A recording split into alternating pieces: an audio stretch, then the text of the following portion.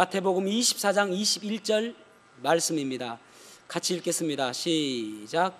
이는 그때에 큰 환란이 있겠습니다. 창세로부터 지금까지 이런 환란이 없었고 후에도 없으리라. 아멘. 착석하시겠습니다. 올해 들어와서 우리가 마지막 때에 관한 말씀을 계속하고 있거든요. 그런데 여러분, 제가 누누이 이야기하지만은 마지막 그 시간은 그 누구도 모릅니다. 혹시나 내일이 온다고 하는 사람은 이단입니다. 혹시나 몇 월 며칠 날 온다 하면 그 교회 떠나야 됩니다. 그렇지만은 언제 오실지는 우리가 준비하며 살아야 되겠기에 성경에서 보면은 재림에 대해서 318번 나올 정도로 아주 많이 언급되어 있습니다. 그래서 예수님의 재림에 대해서 우리가 날마다 생각하며 살아야 됩니다. 인터넷 카페 가운데 주기신 카페가 있어요. 주님을 기다리는 신부, 주기신. 그 카페에 데이비드 오은가 뭐 그런 분이 그거 하시는데 그 가짜 목사입니다. 또 이단들입니다. 그런데 들어가면 안 돼요. 또 이렇게 이야기하면 또 들어가신 분이 계실까 좀 조심스럽네요. 성경에서 보면은 우리가 이제 성경을 해석할 때의 첫 번째 원리가 무엇이냐면은 문자적으로 해석해야 한다는 것입니다. 하나님께서 우리에게 문자를 주셨으니까 성경도 문자로 해석하는 것이 가장 올바른 방법이라고 우리는 믿습니다.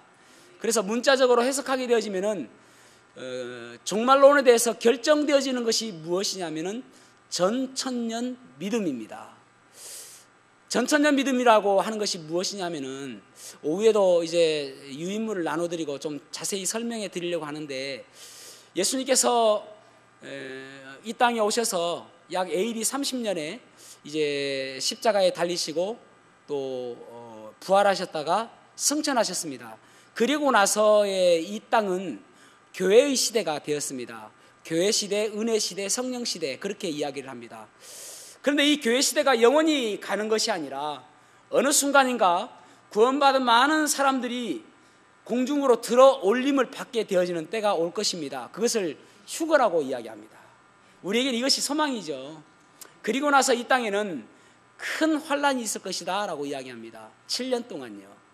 그 환란이 있고 난 끝에 예수님께서 재림하시고 그리고 천년 왕국이 이루어지며 그 천년 왕국 끝에 백보자 심판을 통해서 불신자들이 지옥으로 가게 되어지고, 그리고 우리 그리스도인들은, 그리고 믿은 유대인들은 새하늘과 새 땅으로 가서 영원토록 이제 주님과 함께하는 그러한 파노라마가 있습니다. 그래서 이것을 전천년 믿음이라고 이야기합니다.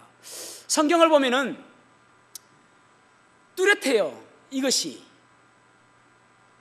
그래서 오늘 본문의 말씀을 가지고 지난주와 그 지난주는 이제 환란의 징조에, 예수님 그리스도, 예수님의 재림에 대한 징조에 대해서 말씀을 드렸는데, 다음 주에 다시 한번 재림의 징조에 대해서 말씀을 드리기로 하고, 환란의 때에 대해서 좀 말씀을 드리고 싶어요. 이 환란의 때가 어떤 때인가. 그래서 휴거와 환란 후 두려움, 환란의 두려움, 휴거와 환란의 두려움이라는 제목으로 오늘 말씀을 나누려고 그럽니다. 첫 번째로는 이 땅에 큰 환란이 있음을 알아야 합니다. 이 환란은 하나님의 진노의 때입니다. 누가 이 환란에 들어가는가? 아까 말씀드린 것처럼 지금은 은혜의 시대입니다. 그래서 지금은 우리가 예수 그리스도를 내 마음의 구세주로 영접할 수 있는 가장 좋은 기회입니다. 예수님께서 나의 죄를 위해서 십자가에 달려 돌아가심으로 인해서 내가 져야 될 모든 죄를 대신 지시고 내 죄값을 치러 주셨다는 거예요. 그래서 그 죄값을 치러 주심으로 인해서 더 이상 그 사실을 믿는 사람에게는 하나님께서 그 죄에 대해서 대가를 내놓아라, 그 죄에 대해서 네가 책임을 져라 말씀하지 아니하시고 우리를 의롭다고 칭해 주시는 거예요. 그래서 지금은 은혜 시대인데, 그 은혜 시대에 예수님을 믿지 않는 사람, 그런 사람들이 바로 이 환란의 때에 들어간다라고 성경에서는 말씀하고 있습니다.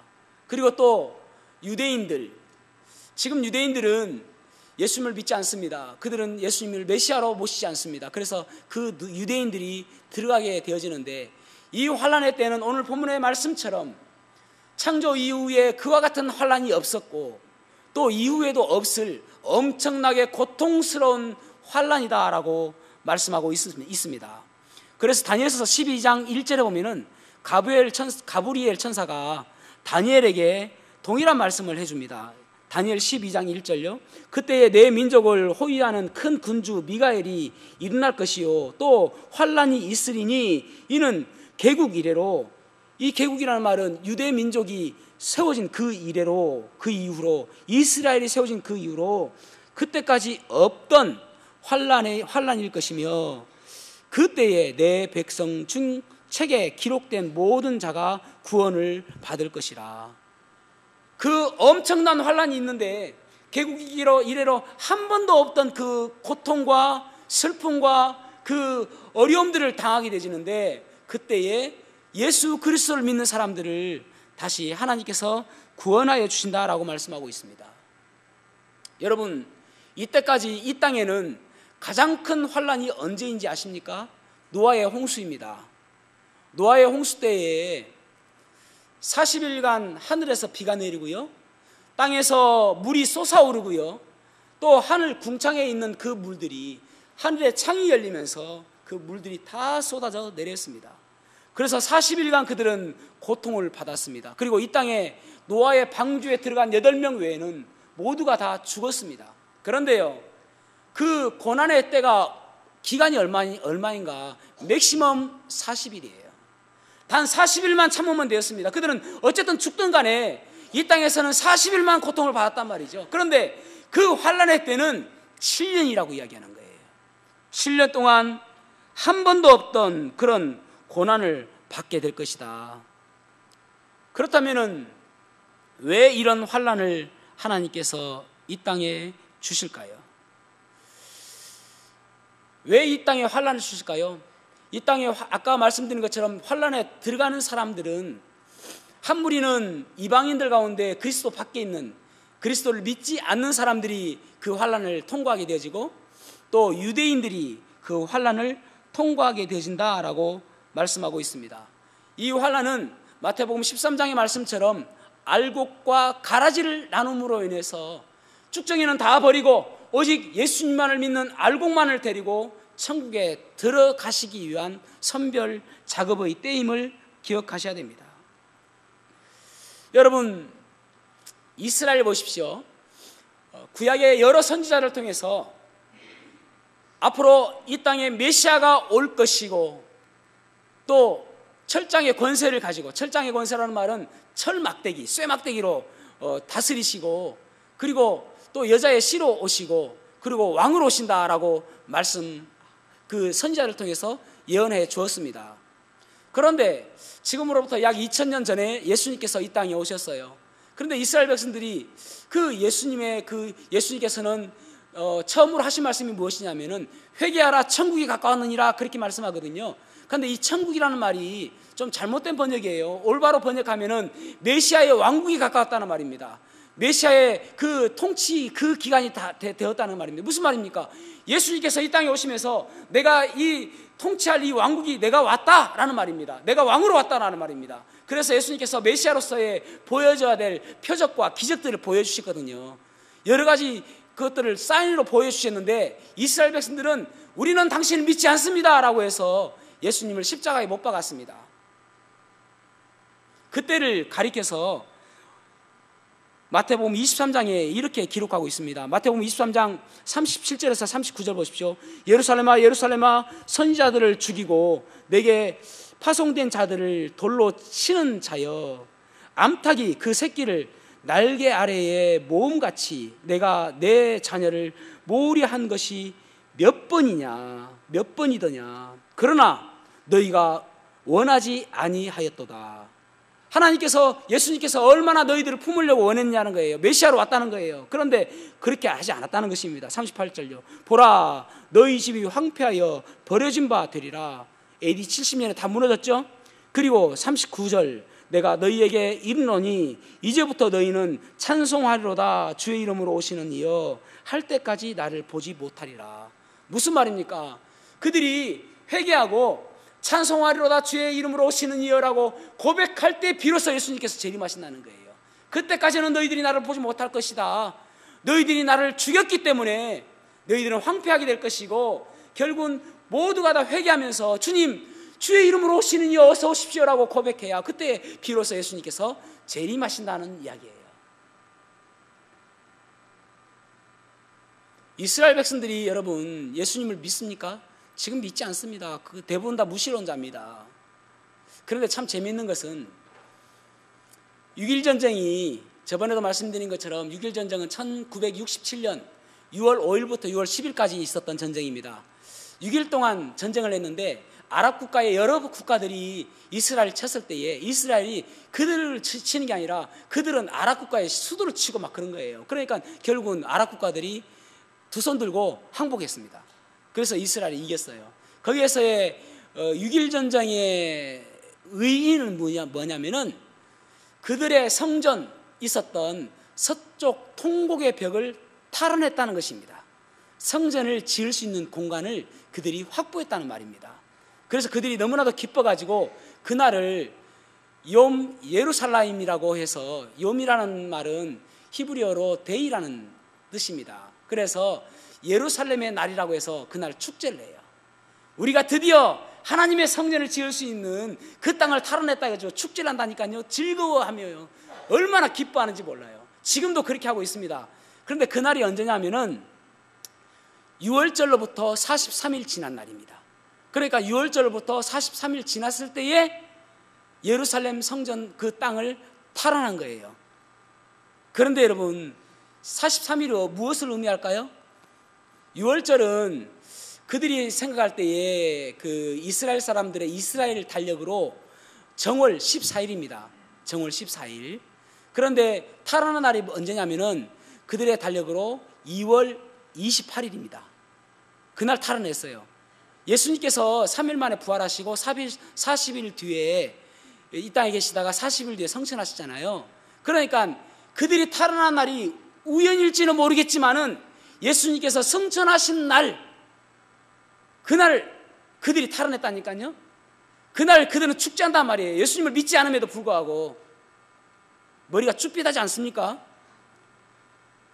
그런데 더 쭈삣할 이야기 해드릴까요?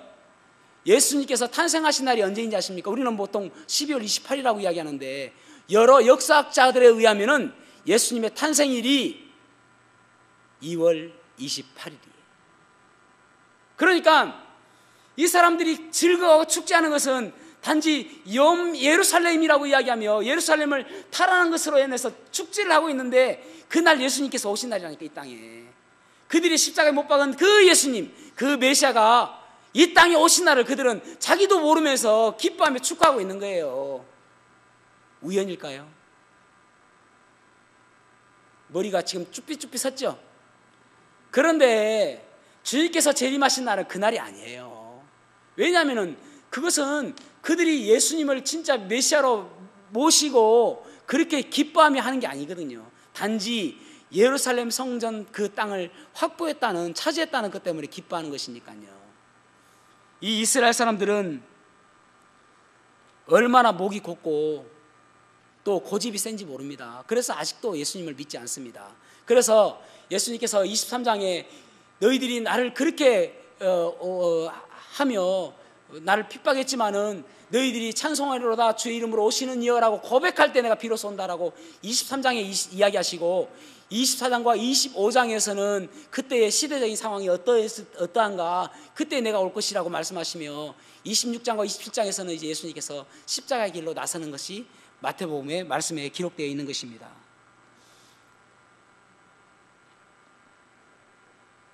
여러분, 이 환란의 때에 이스라엘 백성들은 끊임없이 환란의 때를 통해서 결국은 알곡과 가라지로 나뉘어지게 되어지고, 마태복음 25장 31절부터 보면은 우리는 여러 민족들을 바라보게 되잖아요. 민족들을 나눌 때에 여러 민족들이 있다고 보는데 하나님께서 보실 때는 두 민족만 있다는 거예요. 어떤 민족이냐? 양민족과 염소민족. 그래서 이 환란의 때는 오직 양민족만 데리고 그 환란의 때를 통해서 양민족만 데리고 내가 천년왕국에 들어가겠다라고 말씀하는 것입니다. 여러분, 환란이라는 말은 헬라어로 들립시스라는 단어예요. 영어로는 트리뷸레이션이라고 이야기하죠. 트리뷸레이션이라는 이 말, 들립시스라는 말은 어디에서 유래됐냐면은 가을에 들판에 벼가 쫙 알곡이 이제 연글잖아요. 요즘에 애들은 벼나무라고 이야기한다는 말. 벼나무가 쫙 자라가지고 알곡을 이글지 않습니까? 그러면 낫으로 벼를 비어서 탈곡을 해가지고 그것을 어떻게 합니까? 도리깨질하고 채질해서 그래서 껍데기는 버리고 알곡만 떼지 않습니까? 이 환란의 때는 바로 이 도리깨질하고 채질함으로 인해서 이 믿지 않는 유대인들이 다시 하나님께로 돌아오게 하고 또 믿지 않았던 이방인들이 돌아오게 하는 그러한 기간임을 여러분 기억하셔야 됩니다. 얼마나 무서운 날인지 몰라요. 자, 유대인들에게 어떻게 임하는지 예레미야 30장 6절에서 7절 말씀 보겠습니다. 예레미야 30장 6절에서 7절. 너희는 자식을 해산하는 남자가 있는가 물어보라. 어찌하여 모든 남자가 해산하는 여자같이 손을 자기 허리에 대고 모든 얼굴이 겁에 질려 새퍼러졌는가. 슬프다 그날이여. 그와 같이 엄청난 날이 없으리라. 그날은 야곱의 환란의 때가 되미로다. 그러니까 야곱의 환란의 때라는 말은 야곱은 이스라엘이잖아요. 이스라엘 환란의 때가 된다 이 말입니다. 그러나 그가 환란에서 구하여 뇌물 얻으리로다. 그 환란에서 구함을 받게 된다는 것입니다. 여러분, 죄송합니다. 저는 남자이기 때문에 해산의 고통을 모릅니다. 그런데 해산의 고통을 여자들은 보통 이야기할 때에 인생 속에서 가장 큰 고통이 해산의 고통이라고 이야기하잖아요. 그래서 첫째 낳고 나서는 내가 아들을 낳나 봐라. 그런데 애들 키워보니까 이쁘거든. 그래서 또 낳잖아요. 그죠? 이 해산의 고통이 그만큼 고통스럽답니다. 그런데 이 환란의 때가 얼마나 고통스럽냐면은 남자들도 막 허리를 쥐어잡고 아파가지고 그래 물어봐라는 거. 해산의 고통이 남자에게도 있느냐. 그만큼 고통스럽다는 것입니다. 유대인들에게 그와 같은 고통이 있다는 것이죠. 스가랴 13장 8절에서 9절도 보세요.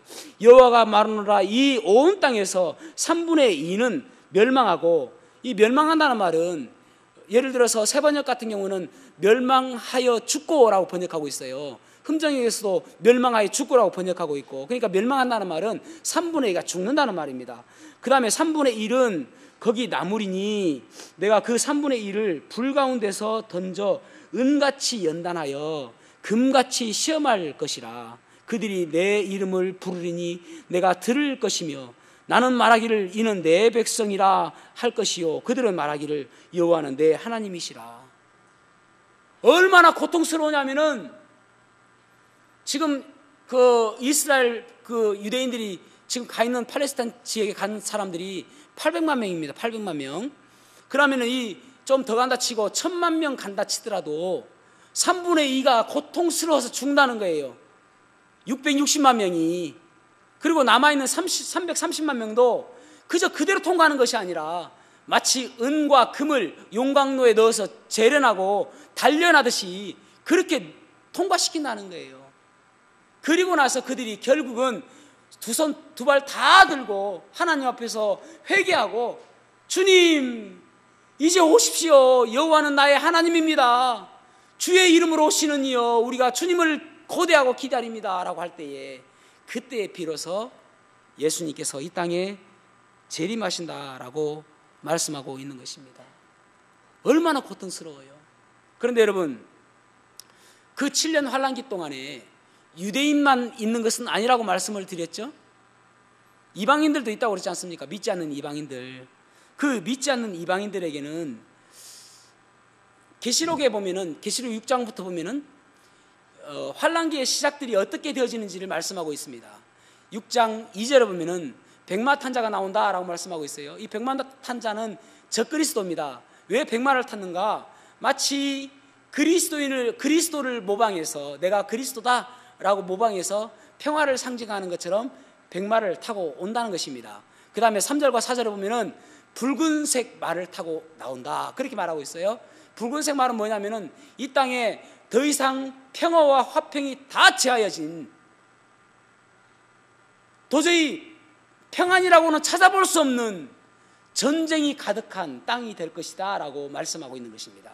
그래서 붉은색 말은 전쟁을 의미하는 거예요. 그 다음에 검정색 말은 무엇을 의미하냐면은 기근을 이야기합니다. 이 땅이 더 이상 먹을 것이 없어서 굶어 죽는 사람이 수두룩하고 그러한 고통을 받는다는 거예요. 왜냐하면 창세 전에 없었던, 창세 이후에 한 번도 없었던 환란이거든요. 그래서 보리 석대가 한 데나리온이다. 한 데나리온은 장정 하루의 품삯입니다. 그러니까 오늘날로 치면 약 10만 원 정도 되는데, 보리 석대에 그렇게 통용되는 엄청난 인플레이션이 된다는 것이죠. 그 다음에 청황색 말은 죽음과 사망과 그리고 지옥이다. 음부라고 번역되어 있는데 지옥입니다. 이 지옥이다. 얼마나 고통스러우면 수없이 많은 사람들이 죽고 그 가운데서 지옥으로 빠져가고, 더 무서운 것은 짐승들도 먹을 것이 없어서 사람들을 잡아먹는다는 거예요. 지금은 여러분, 하나님께서 창조하실 때 사람에게 어떤 축복을 주시냐면 땅을 생육하고 번성하라, 그리고 땅에 충만하라, 그러면서 땅을 다스리라 라고 말씀하시잖아요. 짐승들이 사람을 공격을 못합니다. 그래서 길 가다가도 개 보면은 저것이 개다라고 생각되는데, 그때는 그런 하나님의 은혜의 때가 다 사라진 이후에 짐승에 가는 개가 나를 잡아 먹을 수도 있는 거예요. 무섭죠? 그때가 온다는 거예요. 7년 환란기 때는. 그리고 나서 이제 5째 인을 띠니까 많은 순교자들이 나오게 되어지고, 그리고 6째 인을 띠니까 어떤 일이 일어나냐면은, 6째 인을 보세요. 6장 12절부터 16절. 자, 계시록 6장 12절에서 16절 보십시오. 그 어린 양이 6째 봉인을 3번역입니다. 뗄 때에 나는 큰 지진이 일어나는 것을 보았습니다. 그리고 해는 검은 머리털로 짠 천과 같이 검게 되었습니다. 여러분 해가 무슨 색이에요? 그 색이죠? 그런데 빛을 잃어버린 검은색이 되어버려, 검은 천으로 싼 것처럼 달은 온통 피같이 되어버리고, 하늘의 별들은 마치 무화과 나무가 거센 바람에 흔들려서 설익은 열매가 된 것처럼 우두두두두두 떨어진다는 거예요. 별들이. 그리고 하늘은 두루마리가 말리듯이 다 사라져버리고, 모든 산과 섬들은 제자리에서 옮겨져 버렸다는 거예요. 산들이 절로 옮기고 섬들이 절로 옮겨버리고. 그러자 얼마나 고통스러우냐면은 땅의 왕들과 고관들과 장군들과 부자들과 세도자들과 노예들과 자유자들이, 이 말은 무슨 말이냐면 모든 사람들이 동굴과 산에 바위 위에 바위들 틈에 숨어서 산과 바위를 향하여 말하였습니다. 뭐라고 말하냐면은 우리 위에 무너져 내려서 보좌에 앉으신 분의 얼굴과 어린 양의 진노로부터 우리를 숨겨다오, 이렇게 이야기합니다. 그러니까 무슨 말이냐면은 너무 무서워가지고 바위 틈에 숨으면서 바위에게 이야기를, 바위야 무너져 내려가지고 그냥 나 죽여라, 그게 낫겠다.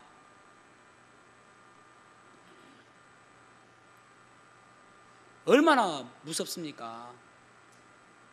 여러분, 환난은 말이죠, 개인에게도 있고 오늘날 국가적으로도 있고 가정적으로도 있을 수 있어요. 그런데 어떤 사람들은 이걸 성경을 문자적으로 해석하지 않는 사람들은 환난을 잘 이해를 못해요. 그래서 환난이 어떤 환난은 다 성경에 똑같이 보고 우리는 모두가 다 환난을 통과한다라고 환난 통과서를 주장하는 사람들이 있습니다. 그래서 우리에게 겁을 주죠. 그래서 여러분, 요한복음 6장, 그 사람들이 주장하는 말씀이 요한복음 16장 33절이에요. 이것을 너희에게 이르는 것은 너희로 내 위에서 내 안에서 평안을 누리게 하려 함이라. 세상에서는 너희가 환난을 당하나 담대하라, 내가 세상을 이겨노라. 이것 가지고 우리는 모두가 다 환난을 통과한다라고 이야기합니다. 여러분, 우리에게는 휴거의 소망이 있는 거예요.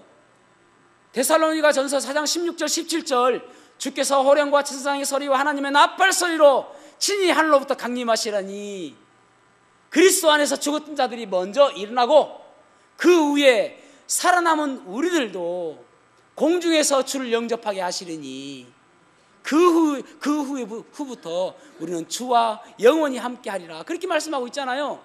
이것이 우리에게 얼마나 소망이에요.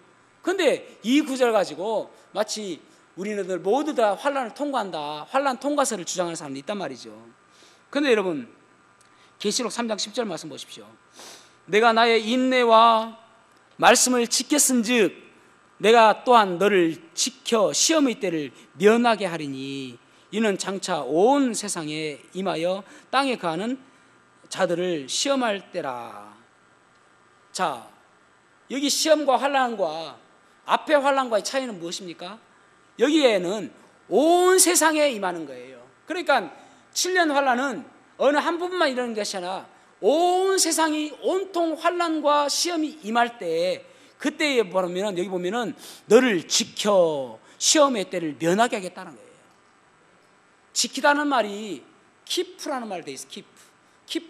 지키다는 말이잖아요. 이것만 보는 거예요. 그런데 그 뒤에 무슨 단어가 있냐면은 키프람이라고 돼 있어요. 수거예요. 키프람, 면제시킨다. 우리를 시험에서 면제시킨다는 말이에요. 더 이상. 그래서 여러분, 그 요한계시록 4장부터 요한계시록 19장까지가 이제 6장부터 이제 환난이거든요. 그런데 4장부터 5장까지는 휴거고, 그래서 19장까지의 교회가 더 이상 등장하지 않아요. 왜냐하면 이 땅에 교회가 없으니까. 그럼에도 불구하고 환난 통과서를 주장하는 사람들이 있습니다. 여러분, 우리는 환난을 통과하지 않습니다. 그러면 왜 자꾸 제가 여러분 이 말씀에 대해서 이 두려운 말씀을 합니까? 여러분 무섭게 하려고, 겁주려고 하는 것입니까? 아니잖아요. 첫째는 구원받은 우리 그리스도인들에게는 휴거의 소망이 있기 때문에 제가 말씀을 드리는 것이고, 두 번째로는 혹시 이 가운데 예수님을 믿지 않는 사람들, 구원받지 않는 사람들은 혹시나도 이 환난의 때가 있으니까 정확하게 말씀하고 있잖아요. 그래서 이 때를 통과하지 않도록 믿으시라는 거예요. 그래야 통과하지 않습니다. 또 믿지 않고 혹시 환난의 때가 되면은 그때라도 믿어야 됩니다. 그래야 천년왕국이 들어가는 거거든요. 그렇다면 둘째는 휴거 후 그리스도의 심판대가 있음을 또한 우리는 기억해야 됩니다. 휴거 후에 심판대가 있다.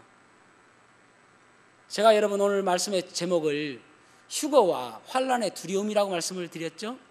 이 두려움이라는 것이 그저 환난의 두려움뿐만 이야기하는 것이 아니라 휴거 후에 우리가 그리스도의 심판대 앞에서의 두려움을 제가 말씀을 드리고 싶어서 그렇습니다.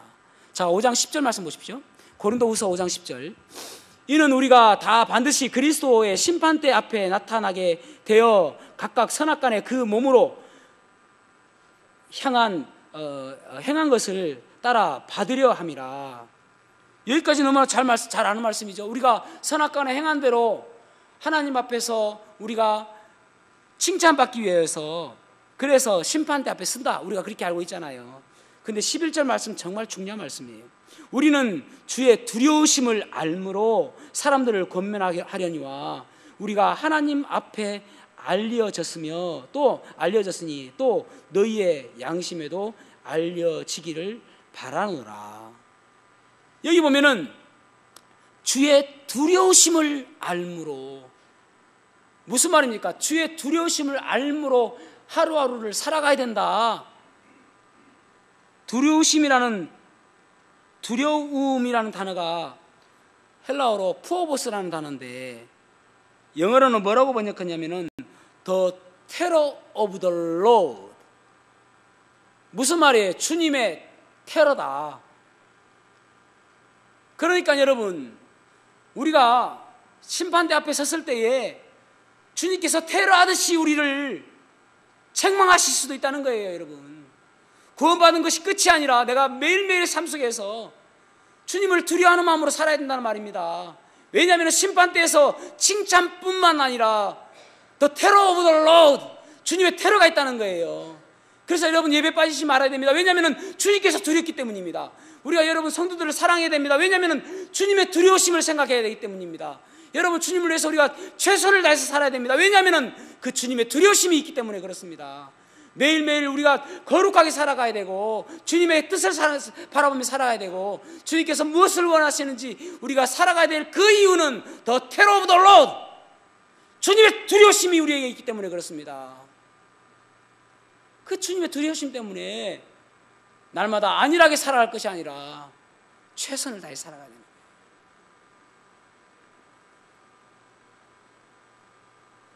우리에게 소망이 되는 말씀이 디모데후서 4장 7절에서 8절이잖아요. 나는 선한 싸움을 싸우고 나의 달려갈 길을 마치고 믿음을 지켰으니 이제 후로는 나를 위하여 의의 면류관이 예비되었으므로 주 곧 의로우신 재판장이 그날에 내게 주실 것이며 내게만 아니라 주의 나타나심을 사모하는 모든 자에게도다. 누구에게 주신다고요? 주의 나타나심을 사모하는 사람들에게 주신다는 거예요. 이게 얼마나 우리에게 위로가 되십니까? 여러분, 제가 최근에 책을 한 권 샀는데 그 책의 소제목이 무엇이냐면 뭐라고 적혀 있냐면은 Because the time is near. 주님이 오실 날이 가까워지고 있다는 거예요. 미국 창조과학회를 설립한 헨리 모리스라는 박사는 서재에 그 벽에다가 뭐라고 적어놨냐면은 Perhaps today. Perhaps today. 어쩌면 오늘이 마지막일지도 모른다는 그런 마음으로 살았다는 거예요. 주님 만날 날을 여러분 매일매일 준비하며 살아야 됩니다. 그날은 우리에게 칭찬의 시간이 될 수도 있고 잘못 살았을 때는 책망의 시간이 될 수도 있음을 기억하셔야 돼요. 어느 한 황제가 나라를 위해서 전쟁을 벌이고 온 병사들을 탁 세워놓고 이제 농공행상을 하는 거예요. 얼마나 수고했는지에 대해서 그들에게 상을 드리는 시간이었습니다. 그래서 한 사람 한 사람 앞에 섰을 때에 그 어깨에 훈장을 달아주는 거예요.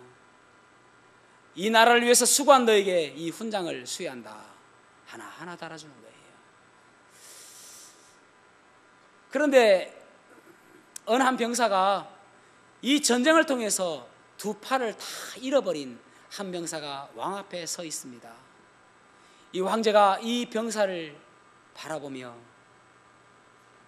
들고 있는 것을 다 땅에 놓아두고 그리고 이 병사를 꼭 껴안아 줍니다.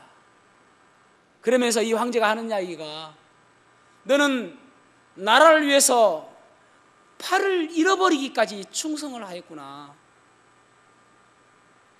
너를 위해서 내가 특별한 것을 준비하겠다라고 이야기하면서 꼭 껴안아주면서 황제의 얼굴에서 눈물이 쭉 흘러내리고 그 눈물이 황제의 얼굴을 타고 흘러서 그 병사의 얼굴에 떨어지는 거예요. 그 병사가 그 눈물을 촉촉히 맞으면서 황제에게 이야기하기를 왕이시여 저에게 다른 보상은 필요 없습니다. 당신의 이 눈물이면 족합니다. 그랬다는 것입니다. 여러분, 우리는 날마다 살아가면서 정말 중요하게 생각할 것이 무엇이냐면은 주님 만날 날을 생각하며 살아야 돼요. 그때 주님께서 나를 꼭 껴안아 주시면서 너 나를 위해서 열심히 살았구나. 너 구원받은 것에서 끝나지 않고 최선을 다해 살았구나. 너 나를 사랑함으로 성도들을 사랑하고 너 나를 사랑함으로 예배를 드리고 너 나를 사랑함으로 전도하였구나. 그 칭찬받는 그러한 저와 여러분이 되었으면 좋겠습니다. 환난의 때는 너무나도 무서운 때예요. 그 무서운 때를 면했다고 좋아할 것이 아니라 우리의 삶 속에서도 끊임없이 주님 만날 날을 준비하는 그러한 모습이 되시기를 주님의 이름으로 축복합니다. 기도하시겠습니다.